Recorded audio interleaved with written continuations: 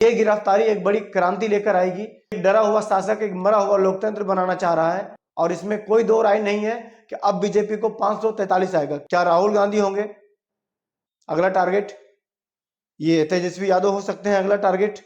कौन होंगे? सपा प्रमुख जो है अखिलेश यादव, वो हो सकते हैं अगला टारगेट। ये लोग मुझे जेल के अंदर भी डाल दें तो मैं जेल के अंदर से सरकार चलाऊंगा, लेकिन मैं सरकार में रहने के लिए इनके साथ नहीं जाऊंगा। दिल्ली के मुख्यमंत्री अरविंद केजरीवाल जी को ईडी द्वारा गिरफ्तार कर लिया गया। जिस तरह से इलेक्शन धीरे धीरे करीब आता जाएगा, उस तरह से विपक्ष के जो प्रमुख नेता हैं इंडिया गठबंधन के, उन लोगों को एक एक करके टारगेट किया जाएगा।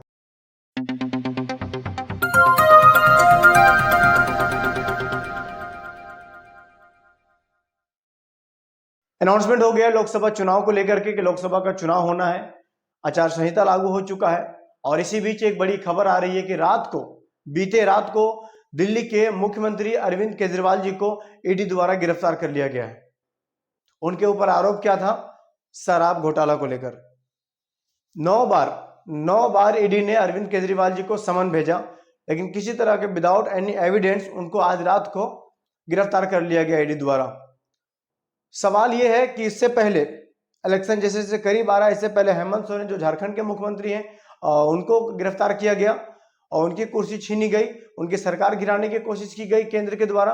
और अब दिल्ली पर वार किया जा रहा है कि दिल्ली की जो सरकार है, जिस जनता ने चुना है, उससे पहले दिल्ली सरकार के ही राज्यसभा सांसद संजय सिंह और उसके बाद वहां के जो शिक्षा मंत्री थे मनीष सिसोदिया जी और एक नेता, तो इस तरह करके कहीं ना कहीं दिल्ली सरकार को कमजोर करने की साजिश, दिल्ली सरकार को बीजेपी में विलय होने को कहा गया। आम आदमी पार्टी के जो प्रमुख है अरविंद केजरीवाल जी, उनका बयान आया पिछले दिनों कि मुझे बीजेपी में शामिल होने को कहा जा रहा है और ये मैं हरगिज नहीं करूंगा, क्योंकि उनकी विचारधारा अलग है, मेरा विचारधारा अलग है। मैं लोगों की लाइफ में बदलाव चाहता हूं और ये लोग सिर्फ सत्ता बचाना चाहते हैं, सिर्फ सत्ता में रहना चाहते हैं, इसलिए मैं उनकी विचारधारा का नहीं हूं। मैं लोगों के हित में काम करता हूं और करता रहूंगा। ये लोग मुझे जेल के अंदर भी डाल दें तो मैं जेल के अंदर से सरकार चलाऊंगा, लेकिन मैं सरकार में रहने के लिए इनके साथ नहीं जाऊंगा, समझौता नहीं करूंगा। लोगों का जो विश्वास है मेरे प्रति, गरीबों का जो विश्वास है मेरे प्रति, बेरोजगारों का जो विश्वास है मेरे प्रति, मैं उनका विश्वास को कभी चकनाचूर नहीं होने दूंगा और मैं बीजेपी के साथ कभी नहीं जाऊंगा। ये आम आदमी पार्टी के प्रमुख अरविंद केजरीवाल जी का बयान था।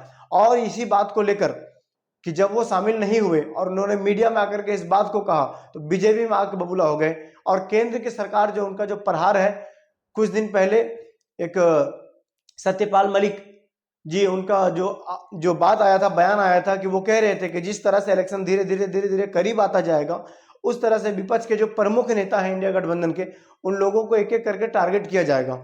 आप देख सकते हैं किस तरह से महाराष्ट्र में विपक्ष के जो नेता हैं, शिवसेना की उनकी पार्टी छीन ली गई, शरद पवार को परेशान किया गया, उनके चुनाव चिन्ह छीन लिया गया, पार्टी का जो चिन्ह था वो छीन लिया गया। और अब नंबर है झारखंड का हुआ, झारखंड का भी ये चीज हुआ कि वहां के जो मुख्यमंत्री थे उनको जेल में डाल दिया गया, जबकि उनके खिलाफ जो भी केसेस हैं उनके अगेंस्ट बीजेपी ने एक भी एविडेंस कोर्ट में नहीं पेश किए हैं और अभी भी हेमंत सरकार जो है पूछताछ के मामले में जेल में है। ठीक है, अब दिल्ली में बात आती है तो दिल्ली के सरकार भी आज रात को, जो बीती रात में हलचल हुआ, काफी भीड़ हुई, जो आम आदमी पार्टी के समर्थक थे, जो उनके नेता थे, वो लोग आए, उनको उनके ईडी के घर में, जब ईडी वाले अरविंद केजरीवाल जी के घर में थे तो उनको जब पूछताछ कर रहे थे तो आम आदमी पार्टी के जो और भी नेता थे, उनको घर घुसना चाह रहे थे, उनको घर नहीं घुसने दिया गया। वहां पे एक धारा 144 लागू कर दिया गया और उनके जो समर्थक थे उन्होंने जो नारा लगाया केंद्र सरकार के खिलाफ, तो उनको भी अरेस्ट कर लिया गया है, उनको भी हिरासत में ले लिया गया है और अरविंद केजरीवाल को पूरे धन बल के साथ पूरी सेना लगाया गया, पूरा पुलिस बल लगाया गया और अरविंद केजरीवाल को गिरफ्तार कर लिया गया रात को ईडी द्वारा। अरविंद केजरीवाल का जो मोबाइल था वो भी ईडी द्वारा जब्त कर लिया गया है। तो कहीं ना कहीं विपक्ष के जो बड़े चेहरे हैं उनके ऊपर टारगेट किया जा रहा है। तो सवाल यह है कि अगला टारगेट कौन? क्या राहुल गांधी होंगे अगला टारगेट? ये तेजस्वी यादव हो सकते हैं अगला टारगेट।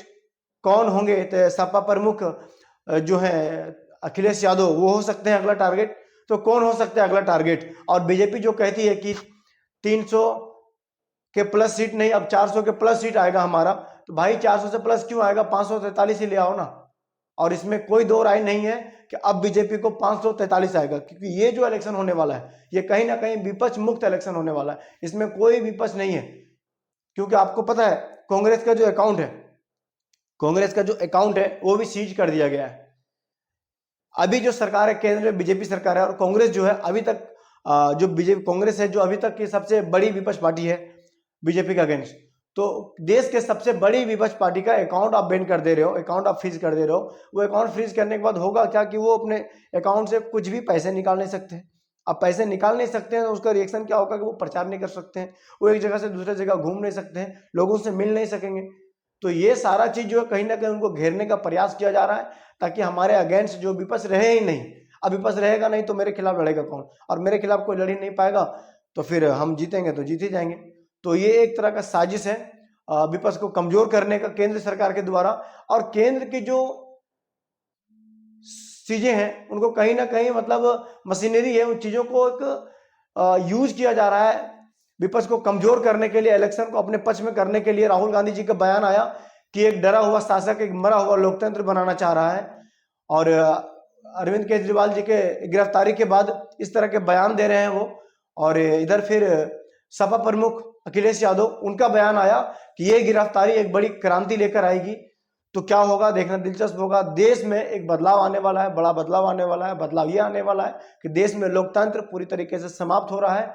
अब सवाल ये है कि जनता इस पे क्या कदम उठाती है, जनता इसके खिलाफ क्या बोलती है, जनता कितना बड़ा आंदोलन करती है, क्या करती है। देखिए जो कुछ होगा आप तक पहुंचाते रहेंगे। जय हिंद, जोहार झारखंड।